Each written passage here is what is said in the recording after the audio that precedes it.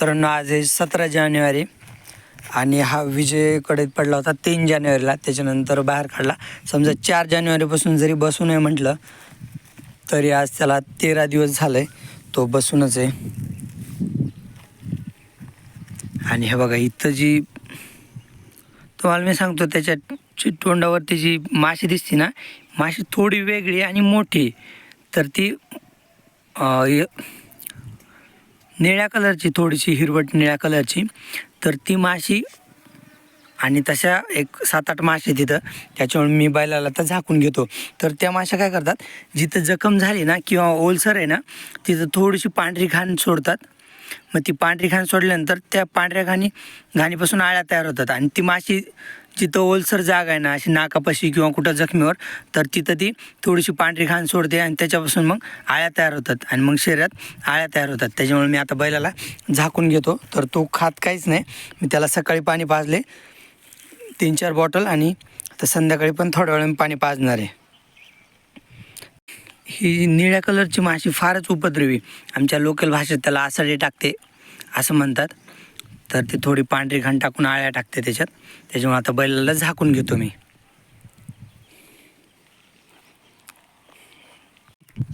तर तुम्हाला सांगते, इतकं त्याची फजिती चालू आहे ना, खालचा पाय सुजला, हातपाय खोडतोय, खालचे डोळा पापणी सुजली.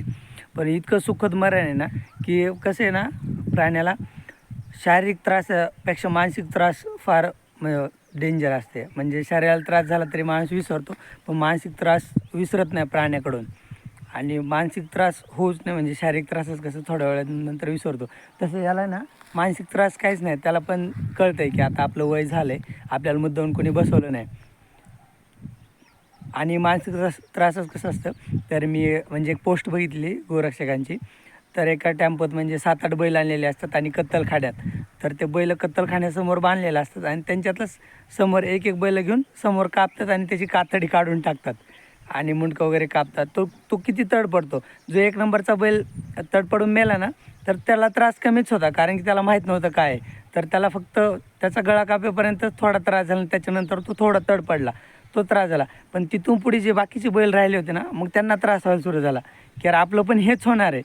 तर तो त्रास किती भयानक असेल की आपलं पण हेच होणार आहे. तर तसं त्यांनी एक करून बैल कापत होते. तर शेवटला 2 बैल राहिले होते. त्यावेळेस मग गोरक्षकांनी तिथं धाड टाकली कत्तलखान्यावर. तर तिथं फक्त म्हणजे 2 बैल होते आणि त्यांच्यासमोर बाकीचे त्यांच्या टेम्पोत आणलेले जे 5-6 बैल होते, तर ते कापले होते. तर त्या 2 बैलांचं मन काय विचार करत असेल की यार आपलं पण म्हणजे हेच होणार आहे. तर म्हणजे तो त्रास किती भयानक शारीरिक त्रास. जो पहिला बैल कापला तर त्याला माहीत नव्हतं, तर त्याला काय कळलं नाही, त्याला फक्त कापेपर्यंत त्रास झाला, तो जीव जाईपर्यंत. परंतु जे बाकीचे बैल आहेत तर त्यांना मानसिक त्रास फार मोठ्या प्रमाणात आणि तोपर्यंत शेवटपर्यंत होत होता. तर नंतर ते 2 बैल गोरक्षकांनी गोशाळेत सोडले, अशी पोस्ट होती गोरक्षकांची. तर त्या तुलनेत ह्याला हा त्रास काहीच नाही म्हणजे. पण त्याला पण कळते की आपल्याला कोणी मुद्दामून ठेवलं नाही आणि पाणी चारा वगैरे भेटते, आपलं पण वय झालं आहे आणि त्याला चावत पण नाही एवढं. त्याच्यामुळे हा त्रास त्याला काहीच नाही आहे. आणि मला तर म्हणजे चांगलं वाटतं की तो असा मरतो आहे. म्हणजे हे मरण आहे ना, त्याच्यासाठी म्हणजे माझ्या दृष्टीतून तरी लय चांगलं आहे त्याला, कारण त्याला असं कोणी बसवलेलं नाही, काय नाही. आणि इतकं खाता येत नाही तरी पण आम्ही पाणी पाजतो, त्याला खाऊ घालायचा प्रयत्न करतो आहे आणि इतकी सगळी सेवा चालू आहे त्याची. तर छान आहे. आणि त्याच्या अंगावर आणखीन पण सावलीच आहे, पण त्याला आता मी झाकून घेतो. आता मी त्याला असं झाकून घेतलं आहे.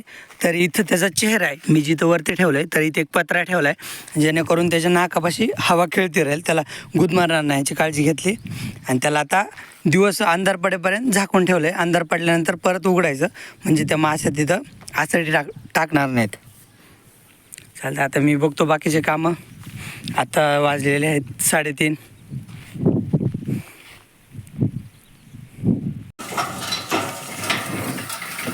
गवत आणायला चाललो आहे, म्हणजे गवत आता कापायचं पण आहे. आई तिकडे गेली, पप्पा आणि मी आता चाललो.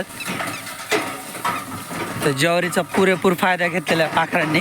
आधी आली ना आपली, त्याच्यामुळं बाकीची साईडची ज्वारी आली नाही आणखीन. आणि शिवारात इतकी परिपक्व ज्वारी कोणाचीच झाली नाही आपल्या ज्वारी इतकी, त्याच्यामुळं आपल्याला जास्त त्रास देतात. आता मी आलोय बैलगाडी घेऊन इकडे गवत कापायला. तर बैल इथं बांधले तिकडं रस्त्याने आणि यांची मस्ती चालू आहे. तर म्हणजे खायला चांगलं गवत नाही, त्यांना चांगलं पाहिजे पण खाण्यासारखं आहे गवत. ह्यांना वेगळं बांधलं आता. सरजे इकडं बांधला आहे म्हणजे तो इकडं खातोय आणि चिमण्या आता इकडं खातोय. तर जवळ असले की मस्ती करतात. त्याच्यामुळे आता बघा एकटा इथंच होते आधी, तर आता इथंच बांधला तर खातोय आणि तो पण तिकडं खातोय. जवळ बांधले की खात नाही ते व्यवस्थित. आणि इकडं पप्पा गवत कापायला लागलेत, आई बी गवत कापती आणि मी बी आता गवत कापणार आहे. तिघंजण आलोत गवत कापायला. लय पटकन होते, 15 मिनटात तर सगळं गवत कापायचं होते. कापून बैलगाडीत भरायचं होते. आणि गाय पलीकडे बांधल्यात किल्लारी आणि वृंदा. आणि गंगा पण पहिली वेळेस इकडं ऊसाच्या शेतात बांधली, जी की इकडे. बरं, कुठं बांध तिला? इकडं बागातच आणतो तिला. हे बघा हे इकडे. तर आता किल्लेरीची जागा बदली तो. आता बदलली जी किल्लेरी जागा. खायला लागली. वृंदाची नाही बदलायची कारण तिच्यापाशी पहिलंच खायला त्याची व्यवस्थित खाल्लं नाही. तिचं पोट भरले. भैयांनीच मध्ये बांधली होती, तिचं पोट भरलं, ती खात नाही व्यवस्थित. आज जनावर सगळे भैयांनी पप्पानीच बांधली होती, मी बांधलेच नाही. तर पप्पानी इथं बांधली होती गंगा. तर तिने खाल्लंय, चांगल्यापैकी जगली. पण तरी मी आता तिला बागात बांधतो थोडं, कारण की इथं तिला मेक नाही, इकडं झुडपाला बांधली त्याच्यामुळं. तर तिने सगळे हे बाबळीच्या ह्याला सगळे एडे एडे घातलेत. त्याला तिला हिला तिकडं बांधवलं. हे गंगा थांब. आता गवत कापून बैलगाडीत भरले. आता मी बैलगाडी झोपतो, घेऊन जातो. पप्पा त्या गाया घेऊन जाणार आहेत 2 आणि खाली बांधलेलं जनावरं मी घेऊन जाईन परत येऊन. एवढं गवत कापलं आहे आणि बैलांनी पण चांगलं खाल्लं आहे. त्यांना आता जायच्या टायमाला जास्त भूक लागते दोघांना पण. बांधायची गरज नाही. बरं बरं चालतंय. तर आता मी बैलगाडी झोपतो. तसा रोजचा टाईम पण झाला आहे. आईने गंगा आणली. भैया पण खालची वासरं आणायला गेलाय. पप्पाने 2 गाय पाणी पाजून नेल्यात. आणि सारखे चल सारखे येडाच बैल. आणि रोजचा टाईम झालाय. तर आता बैलाला उघडं करावं लागेल मला परत येईल. आता माशा नाहीत राहत, माशा गेल्या असतील आता. आता बैलाला उघडं करतो परत येऊन, त्याला पाणी पण पाजतो. तुम्ही खाल्लं तर बघतो, तसं तो आता खात नाही. बघावं लागेल खाल्लं तर त्याने. सरजा पाणी पितोय, चिमण्या नाही पित.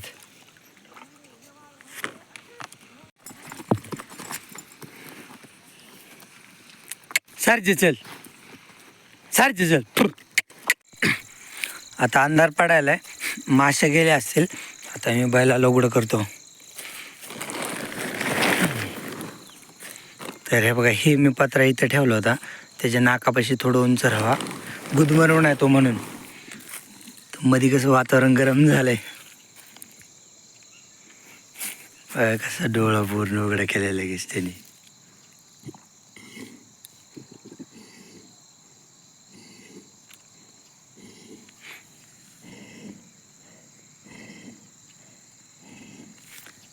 थोडासा आवाज येतो त्याच्या श्वासाचा, घुर घुर.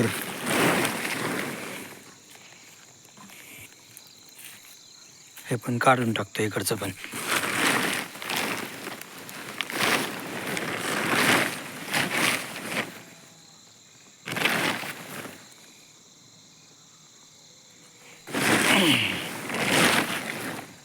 हे पण महागच.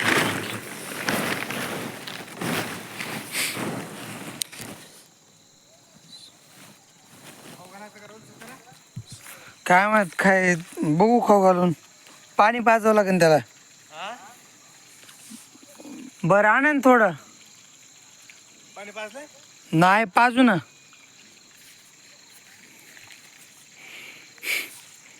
आता पप्पा चालले तिकडं घास आणायला. थोडा घास आणतील त्याला, मग त्याला खाऊ घालतो. त्याने सकाळी थोडंसं खाल्लं होतं. पप्पा म्हणतात मी खाऊ घातलं होतं, त्याने खाल्लंच नाही. काय आज त्याचा किती 13वा दिवस आहे. 2 दिवस जर राहिला तर 15 दिवस बस पडून राहिला म्हणायचं.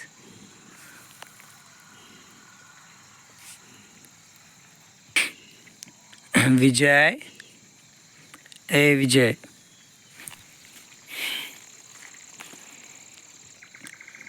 त्याला आम्ही ह्या बाटलीने पाणी पाजतो. 200-250 मिलीची बॉटल असेल, काय होणार नाही त्याला एवढीशी बॉटलनी. पण तो पाटीत तर पाणी पित नाही. आणि तो जसं असं बॉटल तोंडात घातलं थोडंसंच पितो. म्हणजे जेवढं पितो तेवढंच पाजतो. जर त्यांनी मध्ये नाही घोटलं तर मग नाही पाजत. आता सकाळी पाजलं होतं, आता थोडं खाऊ घालतो. मग खाल्ल्यानंतर 3-4 बॉटल जेवढं पेल तेवढं पाजायचं पाणी त्याला. आणलंय पप्पानी घास, तर बघू खातोय का तो. खा चल, खा खा चल, तोंड वाच चल.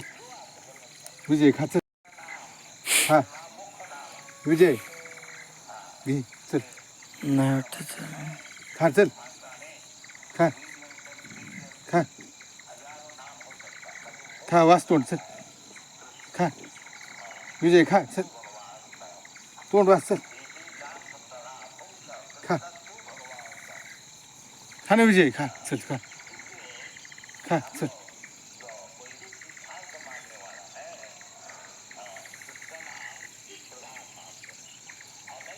खातोस का? खा ना विजय, खा चल.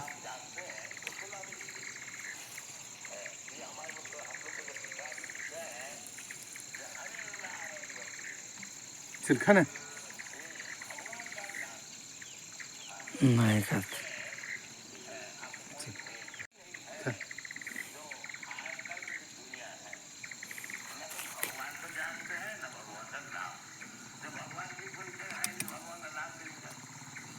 खा. खातोस का? खा चल विजय, तोंड वाच चल. पाणीच गळलं खाली त्याच्या तोंडातून. धर, खा चल विजय, खा चल, खा.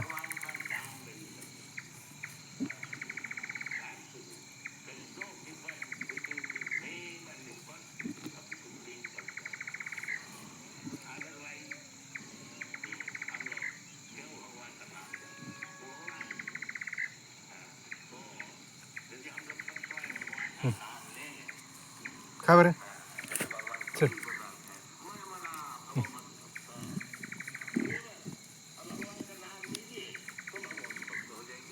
खा खा खा ना.